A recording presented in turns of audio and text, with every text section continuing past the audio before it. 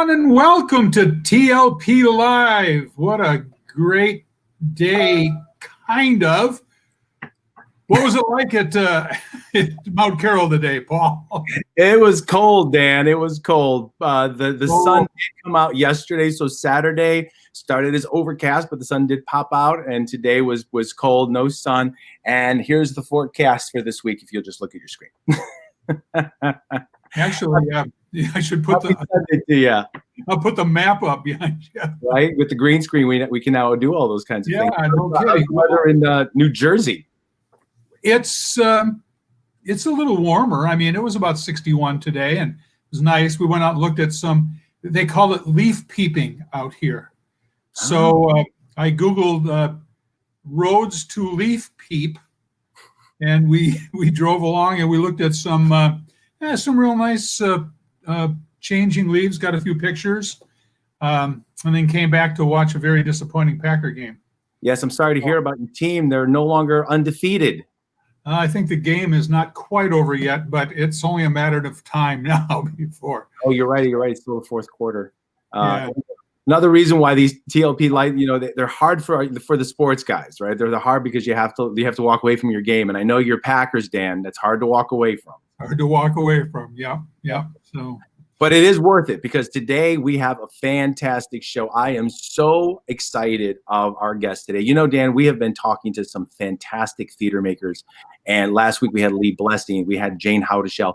Tonight's guests, we have Brenda Braxton, a Tony-nominated Broadway star icon on the show today. And she is just going to talk to us about her experience with the path of creating roles for Broadway musicals. And we also have the wonderfully talented, comedic, beautiful, amazing Felicia Finley. And she is also on the show today, who's going to be talking about creating roles on Broadway as well. So we have two powerhouse talents in the house tonight, Dan, and I'm very excited about both. Yes, absolutely. And without further ado, let's welcome Brenda and Felicia to the broadcast. Hello. How are you? We're wonderful. Brenda, tell us where you are. Where you are tonight. I am in New York, in Harlem, and it's been actually kind of cool here. It hasn't gotten to that cold yet, so we're still hanging there. There was a lot of wind today, so the wind was even though it was in the 60s, the wind made it feel kind of cold. So yeah. And Felicia, where are you tonight? Oh, right near Mount Carroll, and it's chilly.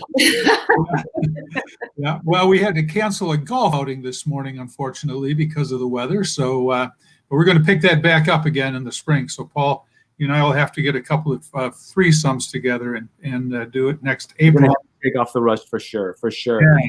Brenda, I have a question for you as far as New York. Right now I know that there's still the dining outside. What's the world been like in the Manhattan area for the last month? Well, it's interesting. I haven't been down past 79th Street.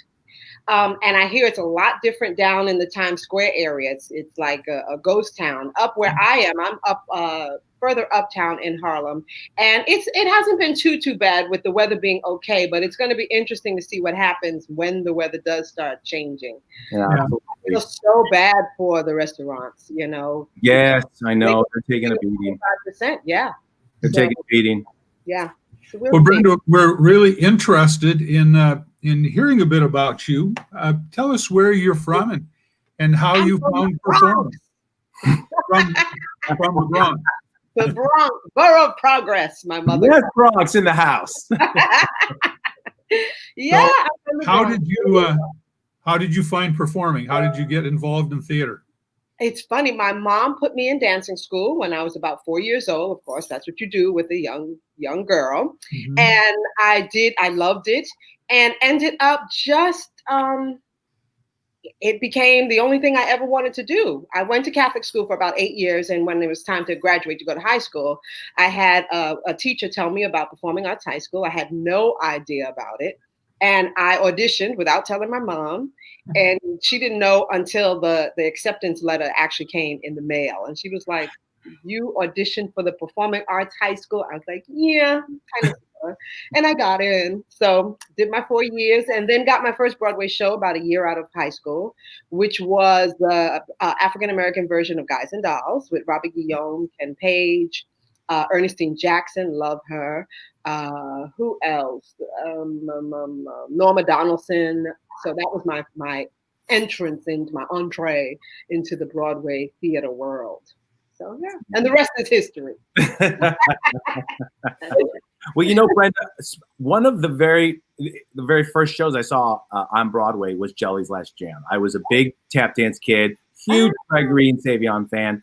Tell us about what that you know, the creation of that was for Broadway and how you created that role inside of that show. It was amazing. The thing is, when I auditioned for one of the honeys. If you know the show, you had the three honeys, the three women, Amazon kind of women who walked you through the show. And I auditioned for that. And then they decided they wanted the honeys to be tall.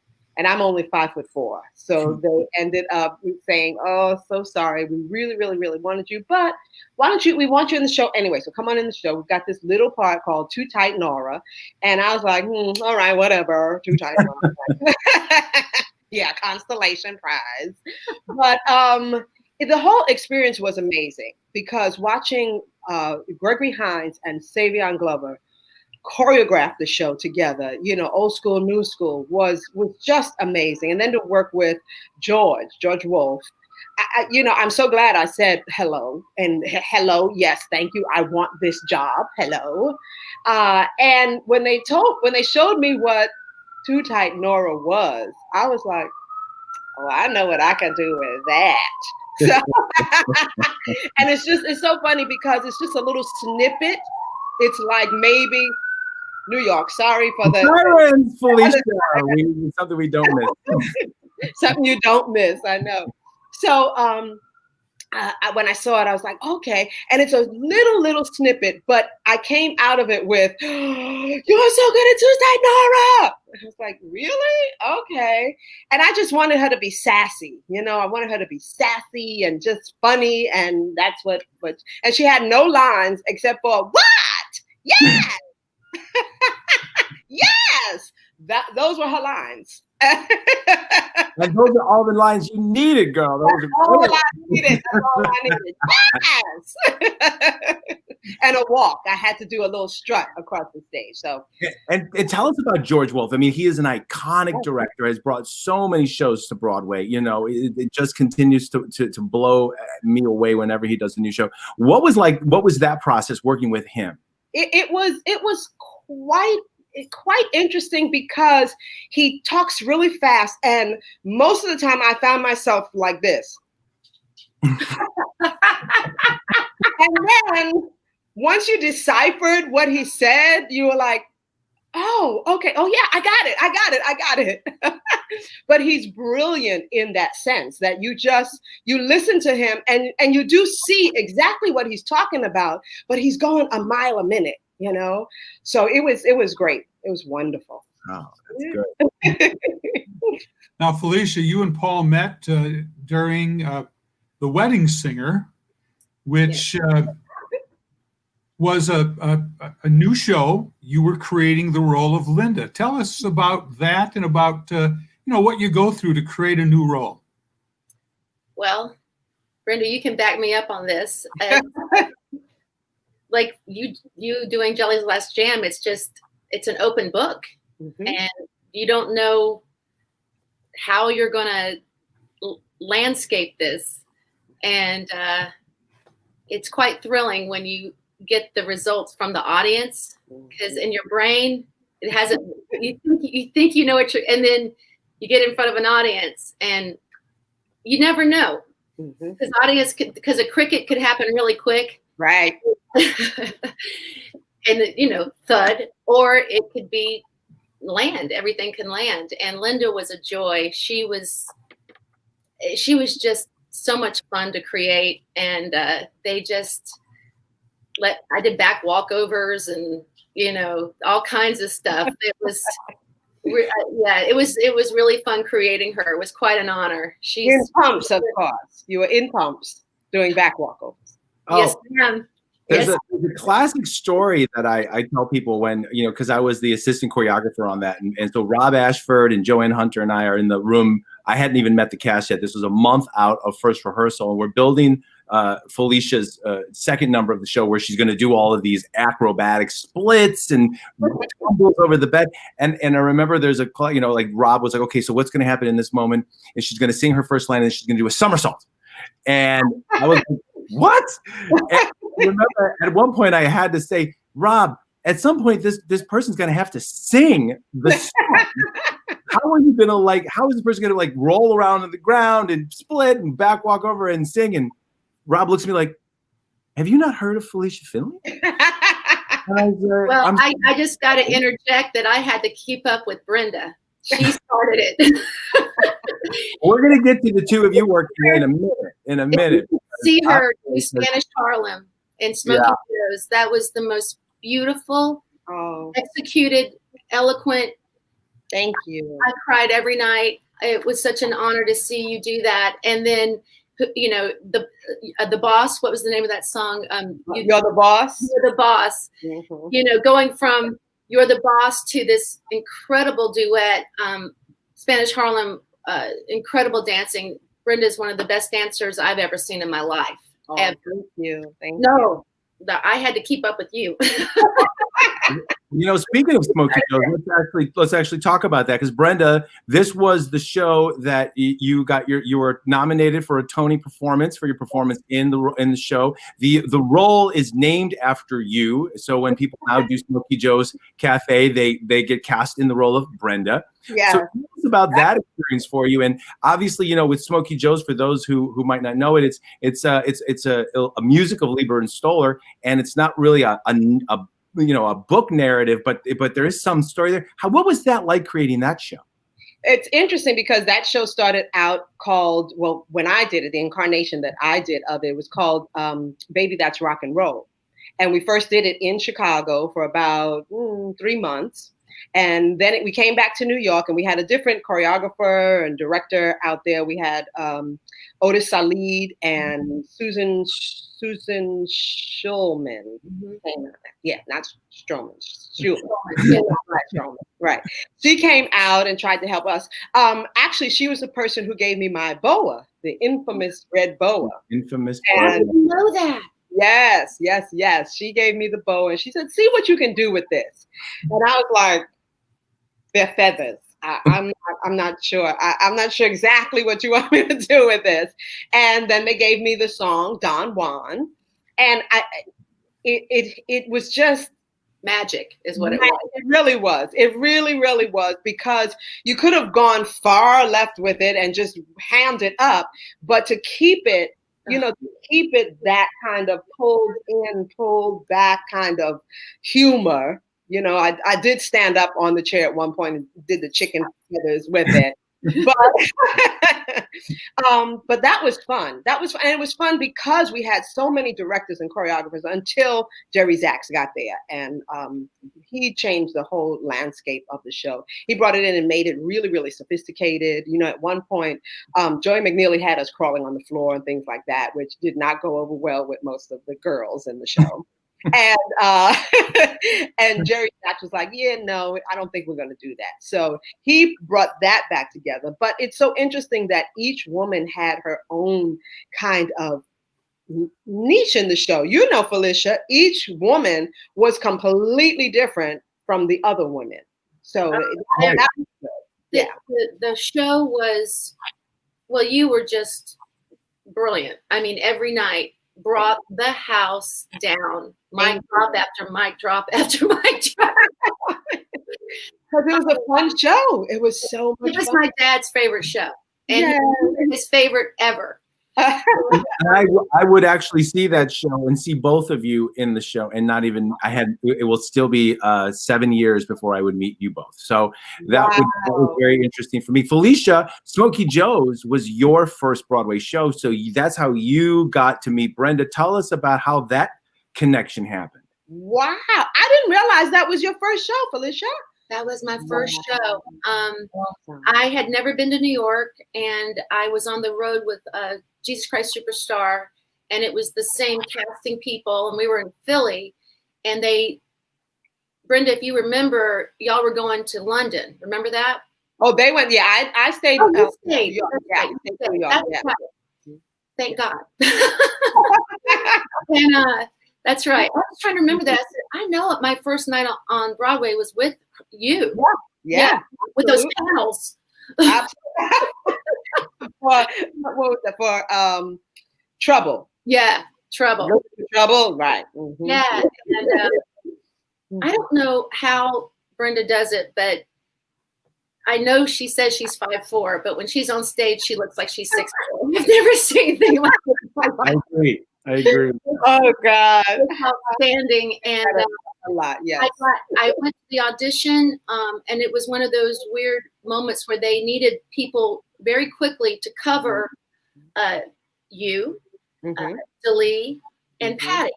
And I had known Joey from New Orleans because we had the same dance teacher. And so they taught me Spanish Harlem and Shimmy, and I sang, a couple of different songs. And they actually asked me, which is very, very rare. I know you might know this, Brenda, but I got hired on the spot, and I was like, I don't live here. I told them, can you be here in 2 weeks? I was like, okay. But yeah, it was really amazing. And boy, that was such an honor to be in that company every day, wasn't it? It was such an honor. It really was. Watching BJ, oh my God. And Patty. I grew up with Lady BJ and Patty. God bless them. And God bless them, yes. So in New Orleans, Lady BJ was a huge, iconic jazz singer. I grew up watching her at the Jazz Fest. And wow. So, yeah, very young. And I remember just being mesmerized by her before Smokey Joe's. And when I got in the show, I couldn't believe I was on stage with her. I was. Wow. And tell them about Sundays, how much we cooked down backstage. Oh my God. Remember the barbecues we used to have in the alleyway? Yeah. We had fun. It was good. It was good times. Yes. Did it run 7 years? Was it 7 years? We ran, oh my goodness. We opened in 95 and closed in 2000. Yeah. Oh, yeah. Okay. So yeah, it was a good one. Yeah, a great one. Felicia, another show that you were part of the original company in was The Life. Yes. In fact, you guys did a Tony performance of It's My Body, which is considered one of the top Tony performances of all times. Wow. What about that show made it so memorable? And tell us a little bit about your process in creating the role and how that may have been different than other roles you've created. Well, that was the first role I ever created, was that show. And I was like Brenda, my character didn't have any lines. And yeah, and I just kind of like sat around with Chuck Cooper. It was like, I'm with him. And when you have Chuck Cooper on stage, you don't have to do a lot. Right, absolutely. Yeah, but really, it was Cy Coleman, and it was Ira Gassman, and it was David. I can't think of his last name right now, who wrote Superman. But the energy was. Cy Coleman started in the Rainbow Room with Stephen Sondheim, and it was just. I remember Cy took a cab from 92nd to 47th and wrote down on a paper, which I still have, a recitative that he hand wrote in a cab, and we put it in that night. And it was just, everything was done. It was very innocent, but it was very free. And Cy would sit there and say, let me hear, let's modulate. And it was really Cy that drove the ship. He really was such an inspiration. And I know you understand this too, but there's just no fear in that creating. You can't hesitate. You're right, Brenda? Right. Absolutely. You got to put it out there, because you never know what they're going to say. Oh, wow. Yes, do that. Do it. Go ahead, go for it. Because they'll always pull you back, but you got to put it out there in order for them to see exactly what it is you can do. You know? Yeah, Michael Blakemore directed that, and I remember we had a note session, and I didn't have I didn't have any words in the show, but I was just needed a little direction, and he goes, "You can't go far enough. Just keep going. I'll let you know when it's too far," and that brought a lot of freedom. Right, Brenda, that kind of direction. Yeah. Good directors will allow you to do that, will not pigeonhole you. I remember I didn't originate the role, Velma Kelly, but when I went in, you did. But that's gonna be the point of I went in there like, okay, I'm doing Velma. There's been Velmas before me, BB Newworth, so I was like, oh my God, I'm just gonna go. I'm just gonna do the show. And Walter Bobby came to me and said, Brenda, we hired you to do what you do. Yeah. So it was kind of like recreating the role and making it my own and bringing a whole nother kind of magic and energy to it. And as I said, you reset that show. You reset. You really did, and you gave it, a new trajectory. Yeah, absolutely. How many times were you in and out of that show? Oh God, I did it in and out on the road and back to Broadway. At one point, I was the longest running Velma on Broadway. So I started in 2003. I went out with the new company right after the movie came out, the Chicago movie came out, and I finished in 2010, something like that. So it was a good run. Yeah. That was a good run. That was a great run. And Brenda, you and I had an opportunity to work together on Travel, which was a brand new musical, and you actually created that role. And I was really inspired by watching you work because, again, that you mentioned that fearless. You just got to put it out there. And for me, as a director, that was something that I love when actors bring that to the table. They bring choices. They just keep they jump in with 2 feet, and that is something I really admire about you as a performer. Is that I do feel like you bring a sense of I want to put a stamp on this because you're you and you own you, and watching that process and you creating these characters, it's quite a wonderful thing because it's hard to put yourself out there. There's nerves, and we always have to have will people like us and everything. Where did that come from? Was that always there in your process, or is that something that you just had to kind of find on your journey? I think it was always there because I'm a fool. I truly am a fool. So I have never been embarrassed to really do anything, So I come very funny. I come to the table with, okay, what do you need me to do? Now, don't get mad at me when I try this because this is what I'm feeling, okay? So I kind of bring that to everything. But I have a funny story, real quick story for Traveling. So when they told me that they wanted me to do this show and it's 3 couples and you'll be the older couple, and I was like, I'm the older.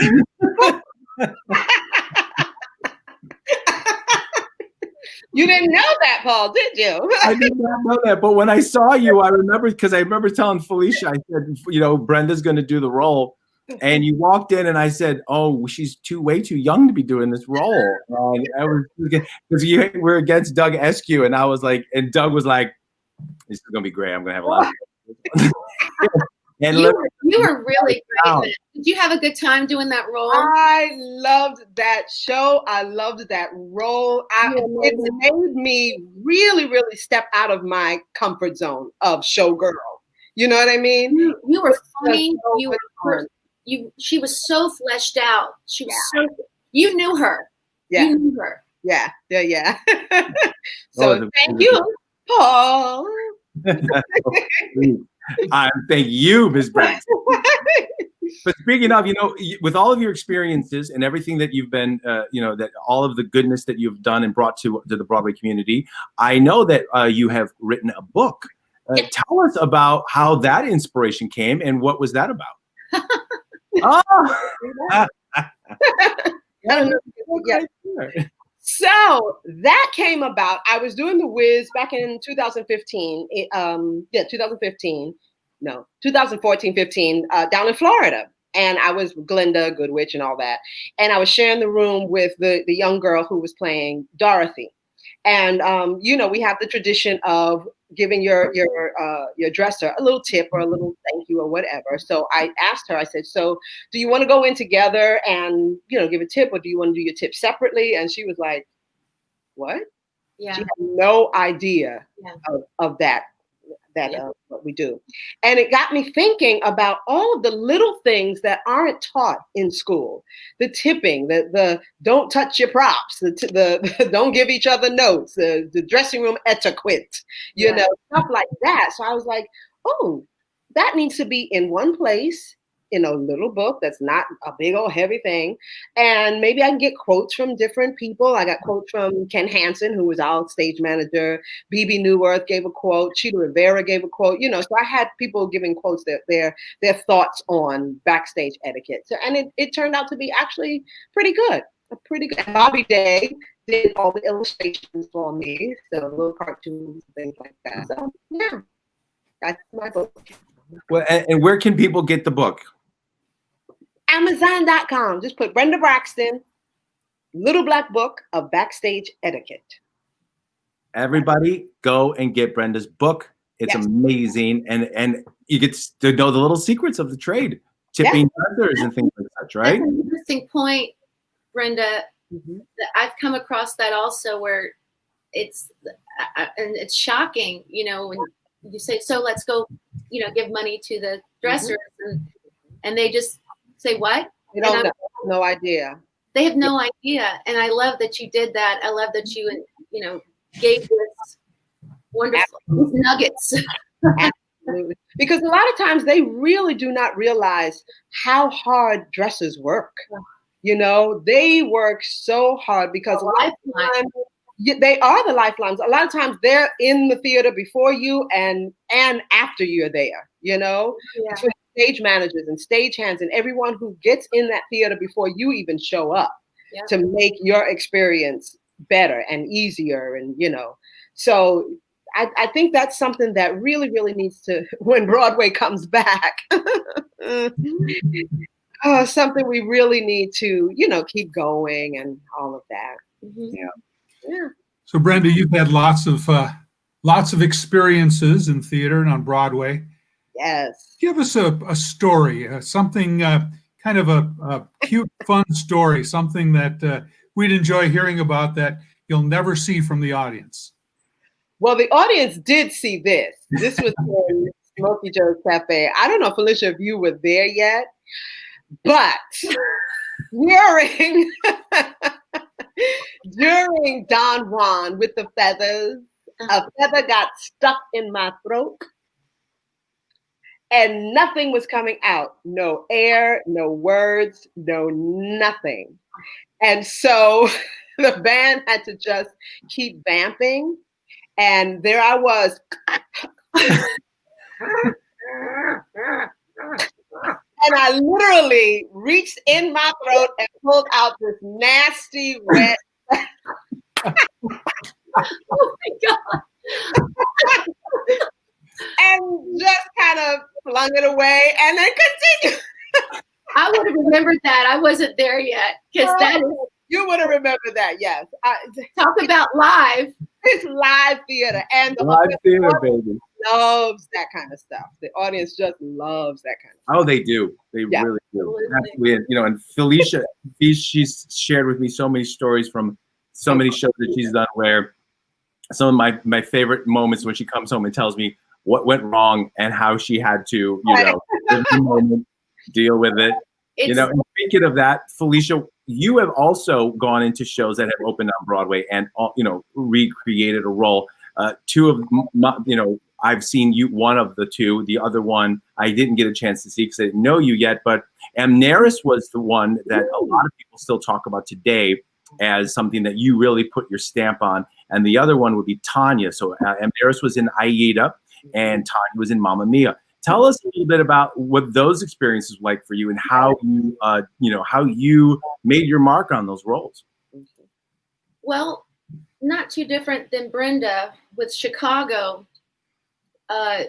They wanted me because the shows have been running. Well, when I came into Mamma Mia, it had been running for 11 years. Ooh. Yeah. And then Amneris, I was a cover for Taylor Dane. And then, that was hard because it was right during 9/11 and it was just unbelievable. But when I would go on as a cover, they were really wanting me to find my version of her. What's the director's name? Robert Falls. Robert Falls. Thank you. Robert Falls. He said, when you know more, the character knows more. That's your direction every day. And my arms fell off. I was like, this is amazing. I mean, it's like I got to really swim and find her. And, that's a hard story. It's a true story. It actually happened in history. And it's a heartbreaking story. And she buries her, if you know the story, it's awful. Mm-hmm. And so I hated the end of the show. Every day I didn't have to try to cry. I was crying because I hated burying these people that I loved. Yeah. And the arc was so wonderful because, she was she was a queen. And then, she became just a ruler. Her process was extraordinary. So that was an honor to do Aida. And then with Tanya, she was just hand and cookie jar all day. I mean, she's just a party. I would say with Mamma Mia, nobody dies. Right. At least we're not supposed to. Right. Well played. Felicia, I'd like to ask you about your upcoming role in What a Wonderful World at TLP. As you all know, we're very honored to be premiering that new musical next summer. You're taking on an iconic character, Mrs. Claus. What's your approach to that role? Well, when Paul started developing the show, I was like, nobody really knows a lot about Miss Claus. Eat, Papa, eat. It's kind of all you know. You need to eat, Papa. And then she, claymation. She just kind of does this.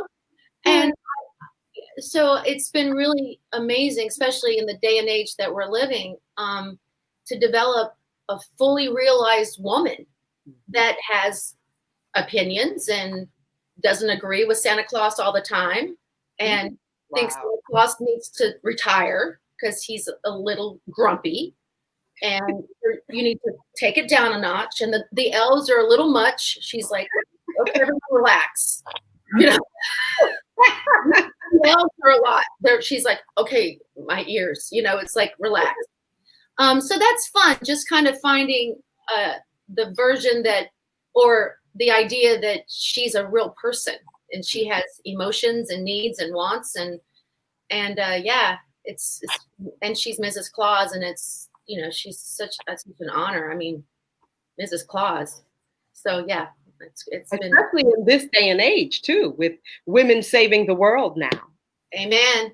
Yeah, absolutely, and they are indeed saving the world now. Mm-hmm. Brenda, you have during this intermission, you've been a co-host on Seth Rudetsky's Stars in the House. Yes. Congratulations on all of that show's success. How has that been for you? And what else have you been up to during this intermission in our industry? Well, as I was saying, when we were talking before the show, there were so many things that were in the pipeline before the pandemic, as I call it. I'm going to steal that. I'm going to steal that. Yeah. Pandemic. So you know that I had a gentleman's grooming parlor for a while called B. Braxton, Exceptional Grooming for Exceptional Men. And they were going to have the first major hotel. Marriott was building a hotel with retail. And so I was literally in negotiations for my space to bring B. Braxton back. And then the pandemic happened and we had to stop that. But this thing with Seth, it has been amazing. It started out with just me kind of like this, just as a guest. And then, Seth, hey, I was wondering, what do you think about hosting on Monday? So I was like, every Monday? He was like, for 2 months. So that has been awesome. I have an organization called Act Two, Now What? And it started out for women over 50 in the Act Two of their life and what's happening, what will happen or what should happen or what they're doing in the Act Two of their life. In theater, out of theater, whatever. So this was perfect because it still talks about Act Two and fun things. And I had some drag queens on. I had Smokey Joe's original cast reunion. So things like that. And I'm going to have Felicia, Natasha Neary. Natasha? Yeah. So I have her on tomorrow because she is truly in the Act Two of her life. She has become an artist, a painter. And because she has had some injuries, as a dancer, dancer's life is kind of short. So she's, excuse me, in the Act Two of her life. And then Dan LeBono. Do you know Dan LeBono? I don't, but I love Natasha. She's so good. Yeah.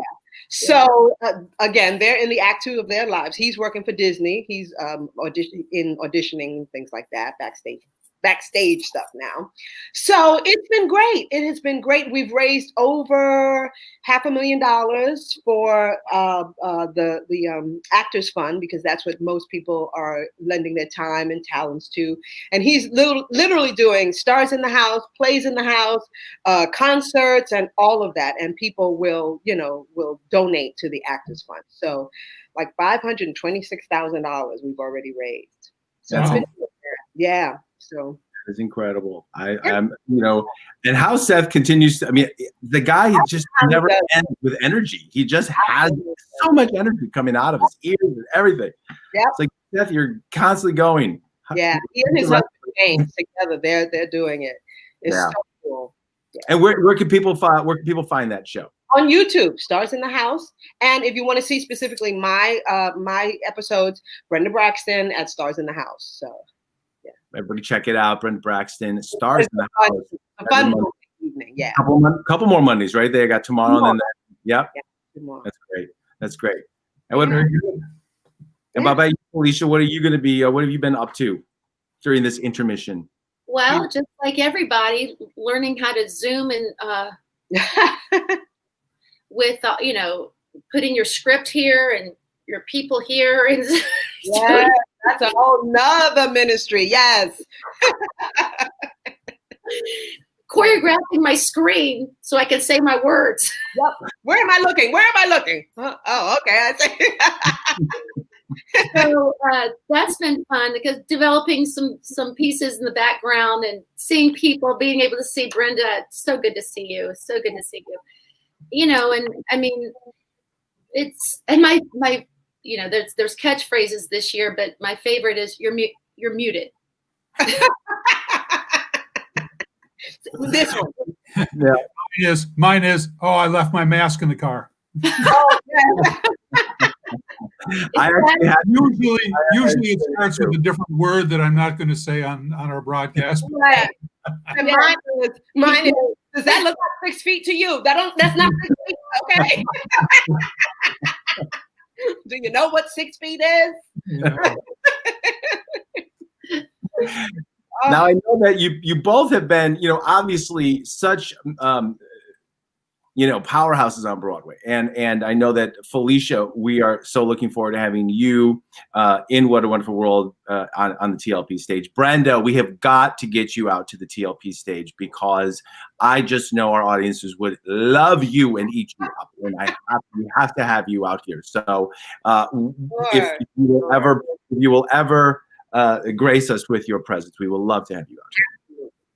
Absolutely. great. Very good. We will write that down and hold you to it. Okay. All right. I'm down. As soon as they say you can travel safely. Oh, exactly. Yeah. Yeah. And you will love it out here. It's a gorgeous, gorgeous area. Every one of us falls in love with the area. I'm missing it like crazy, and I've only been gone for a few weeks. So Wow. Brenda, the house is reminds me of MTC, almost identical. You know how and the way it's spread out. Yes. It's a great stage and a great house. It's just you would love it. You would love it. God, I miss being on the stage so much. Oh my God. This is crazy, but this too shall pass, right? This too shall pass. Absolutely. You know, Felicia, Dan asked Brenda about a fun memory. What about you? Is there any fun memories? Your history of Broadway shows or other that bring? I have so many. Set pieces not coming on, ad-libbing, but I think my favorite was a Saturday matinee. I'll never forget it. And it was towards the end of the school year. We had, those days where there's a lot of kids in the audience. Brenda. Yes. So it was Saturday matinee, and they had a lot of kids in the audience. But there was this one. He was with them. He was a chaperone with the kids, and boy, he was giving the play-by-play. And he sounded like James Earl Jones. His voice was like, and I'd have to turn up stage because he'd be like, no. What is happening? I mean, wow. So, and I'm not going to say the expletive because so I come on to sing I Know the Truth, and the reason she sings I Know the Truth is because she catches them kissing, and then she comes out, and the audience every time goes, oh, they don't see it coming because they go stage left, and then I come on stage right, and the audience just goes, I mean, they just can't believe it. It's such a great moment, and it's very palpable for the audience. You can actually hear people go, like really like crying. So I come out, and it's emotional. So I come out stage, they go, I come out, and he goes, "Ah," as loud as you could possibly hear, and I just was like, "Oh," and the audience starts laughing, and I'm like, "Oh," I had tears because I was actually laughing coming, and I was like, "I know the truth." But it was really funny because the audience laughed. So, and I always tell people there's not a fourth wall. We actually hear you. Exactly.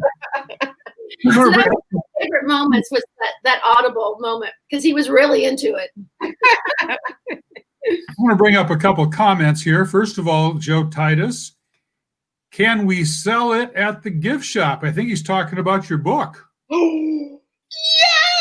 We should do that. Absolutely. Yes, Joe, thank you for the idea. Joe is one of our absolute top volunteers. He plays trombone in the pit. He's going to be on stage next year. Awesome. Thank you, Joe. And he's our board treasurer. So if he says we can sell it in the gift shop, I think that's a great idea. Awesome. Thank you. Yay. Yes. And then we have Mike. Sure, Mike is a TLP president, board president. Thanks for sharing your experiences. Thank you, Mike, for that comment. Thank you, Mike. And then Robert McFletcher Jones. Oh my God, I was on a cruise ship with him, working on a cruise ship. That's a whole nother section there. Act 2 now. What? Oh, Jesus. Really? Well, I don't know if you know this or not, but Robert is our education director. Yes. He works for us. Wow. Hey, Robert. He's replying to you coming out here and getting on the stage, Brenda. I think Robert would really much like that very much. Absolutely. Love me some Robert. And quick little anecdotal story on this one, Brenda. We know, Felicia and I happen to know that you were on the cruise ship doing After Midnight. Yes. Yes. And you would come on, and then Sharon Wilkins would replace you. Yes. Now and again, when you took a break, she would go on for you. The cruise ship that Felicia and I went on last year was with Sharon Wilkins, and we saw her. Oh my God! I wish I would have been there. I know, we were like, because Sharon had said that you had just gotten off the ship, and it was so wonderful because I had not known her, but Fee and her did the life together, so they had a bonding moment, and just full circle. Just again, we talk about that, and we say our community is so small. It's just like it's two degrees of everybody, and it was so wonderful to see that and hear the wonderful things about you and the listing on the boat and how choreography has to be. Oh yeah. Oh yes, I got in trouble many a days because I was like, "Yeah, I'm not doing that." Yeah, not gonna happen tonight. Yeah, no. Yeah, no, that's not. Can you see we're leaning like this? Yeah, I can. End of the show we saw was, I did cruise ships like you did, but I did them when I was a kid, and when you can tell. From our perspective, when it's been re-choreographed, because of the waves, and they were all in flats. Yeah, the headless girls were not wearing shoes, so we're like, yes. Yeah. It's amazing watching some of those hoofers because it took a lot for them not to do the show. They were like, nope, we're gonna do it. We're gonna do our show, and I was like. Years ago, I did NCL also in this. I will never forget. I did a layout and a layout. With, Yep. So here I am, and the ground hit my head. Yes. Yeah. And then I was on the ground. Yes. It's quite something. It's quite something. Yeah. But we had a great time, and it was great to see the show and Sharon, and we thought of you a lot. So again, and it was great production. The production values were amazing. Yes, absolutely. The costumes, everything. Yeah. So it was good. Yeah, cruise ship shows have definitely gotten a lot better over the years. Sure. Absolutely. Well, listen, ladies, I cannot thank you enough for being on the show tonight, sharing your experiences with our audiences. You both are fantastic. You both are icons. And thank you both for being on TLP Live. Ladies and gentlemen, Brenda Braxton and Felicia Finley, we love you. Come back and see us anytime. And we cannot wait to see you both on the TLP stage when we're back after our intermission ends. Brenda, thank you so much. It was great to meet you tonight. Felicia, good to see you again. And thank you so much. Cool. Love you, Brenda. Love you. Well, just wow, huh, Dan? Yeah, that was an interesting evening. It's it's like you said, it is a small world. That she was on a cruise with Robert, and she's on a cruise with Robert. Yeah, and actually some of our other summer folks, Dwayne Brown was on that cruise. He was almost back with us this fall, but we couldn't quite land him out. So next week, Paul, I want to introduce our education team to everybody. We mentioned our fall education program. Our team is here and working, and next weekend, I think we should bring them on and let them say hi to everyone.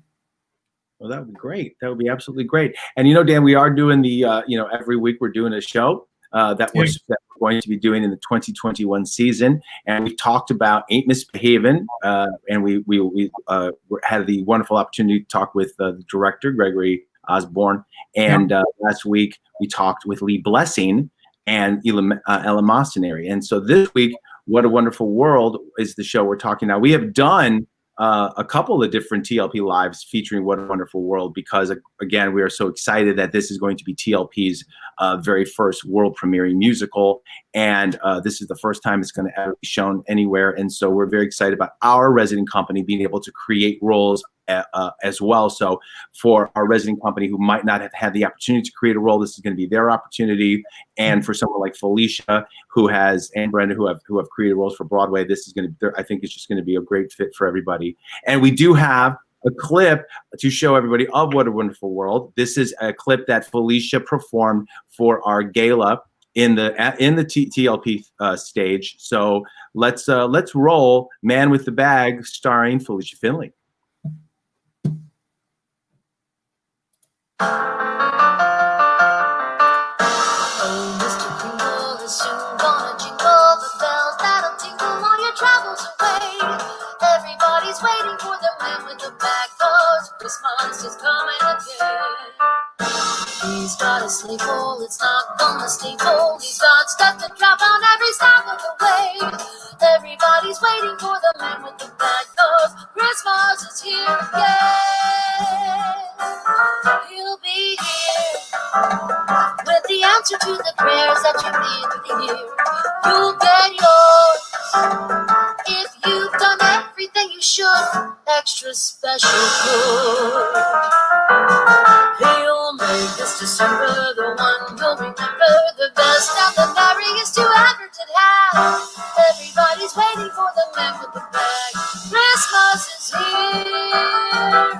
Christmas is here.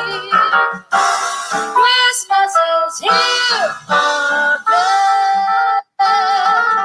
He'll be here with the answer to the prayers that you made through the year.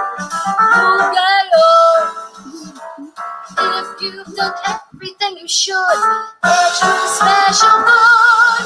He'll make this December the one you'll remember, the best and the merriest you ever did have. Everybody's waiting.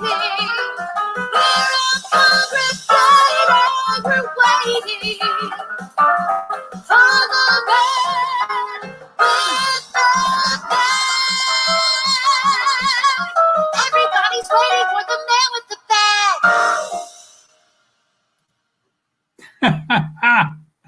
Awesome job. I think that there might have been a little latency issue on my end. I don't know if you saw it there, but it seems like a little out of sync, but apologize for that. You know what we should do, Dan? We should put these performances up on the website so people can see them. I think that's the way we can share them with the world. But that was amazing, and she's such a wonderful talent. So Felicia Finley, thank you so much for being you and being on the show tonight. You're amazing, and I can say it out loud. I love you. Except she isn't employed. There is an HR issue there. Oh, yes. I think it's clause 13. So, Paul, tell us a little bit about how the show came about, how TLP got involved with it, and what our patrons can expect to see next summer.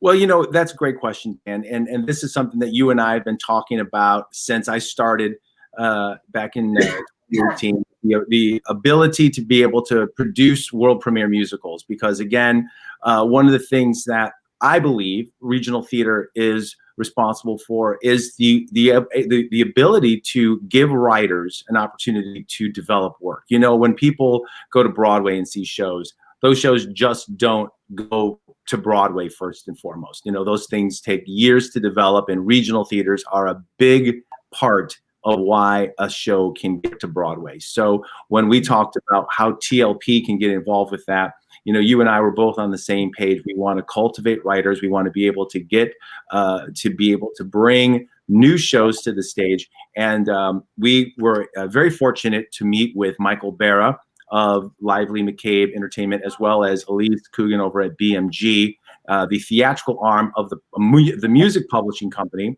that we all three of us got together and sat down, talked about the show, that it was going to be a musical comedy about how Santa and Mrs. Claus met and would fall in love in the late 1950s when they were in their 20s. And The show wasn't written yet, and we knew who the writing team was. I met with the writing team, Jeremy Desmond, who is the book writer, and Jesse Vargas, who is our music arranger supervisor. And together, the three of us just started to craft this show, and it is becoming great. But it is definitely a little cart before the horse. Usually the script is written and the artistic team signs off on it before they bring it to the theater. So this we got really lucky because the script is now written, and it is wonderful and it's very funny. We were able to do a workshop of it here this May, virtually, of course. But it's developing. We have another year now to develop it, to get it even more ready. And I believe our audiences are going to absolutely love it. It is so fun. It's filled with a lot of music that really speaks to all generations, you know. So yeah, it's a jukebox. Yeah, name some of the songs and the songwriters that will be represented in the show. Well, we've got "What a Wonderful World," so clearly the title of the song, so that the song "What a Wonderful World" is in the show. We have songs by Kelly Clarkson. "Breakaway" is in the show. We have The Romantics, "What I Like About You" is in the show. American Authors' "Best Day of My Life" is in the show. We have REM's "It's the End of the World and As We Know It." We have Kenny Chesney's "No Shirt, No Shoes, No Problem." Yeah. We've got the Orleans "Still the One" in the show. Imagine Dragons. We also have "Life is a Highway." We just got that was the last one to put in. So there's a little something for everyone. Did we get the song from Usher? No. No. No, See, that's part of the thing that we realized during this when they were telling us what songs. We're like, oh man, Usher. And now that who's the guy that did "Happy"? They were looking. Pharrell Williams. Yeah, they were looking at a song from him, and we're like, yeah, we'll like that. Well, they started out with maybe 35 songs, and then you kept getting people saying no on this one. We can't give you that one. You can't use this one. And what are we at? About 21 songs, 20 in the show, something like that. I think we're at about a solid 16. The show was running a little long, so we did have to make some cuts. But you're absolutely right, Dan. And that's the thing about it is that just because we were working with a music licensing publishing house, you could request a song. That doesn't mean you're going to get it, because everybody who has written or contributing a writing credit to that song all have to say yes. So a lot of people might not know this, but most pop songs have like 5 or more writers on them. Very few people just write their own song, especially in the pop world. And so, for example, we had "High Hopes" by Panic at the Disco at one point in time, and there were like 7 writers on that, and all but one said yes. But that one guy, that one person that would say no, that then the song's off the table. Yeah. It is a process, and it can be frustrating. And also what I love about Jeremy is that when you take a song that's already existing and you have to put it into a fictional plot line, you don't want to force feed that. You want to make it feel like it's part of the show, part of that reason that song was written. And Jeremy does such a fantastic job of that. And he's also very meticulous, that he just doesn't want to put a square peg in a round hole. He wants to make sure that, does it fit the character arc? Does it fit the scene and the emotional content? So I really appreciated that. So it's definitely a process. Well, we're looking forward to that and our whole season next year. And you have one more day to get subscriptions at the low rate of $105 for 6 shows. Add $20 to get the 7th show. My gosh, I mean, at $105, 6 shows, that's 6 shows for just over the price of 3, less than the price of 4. It's an incredible bargain. And let's take a quick look at what those shows are.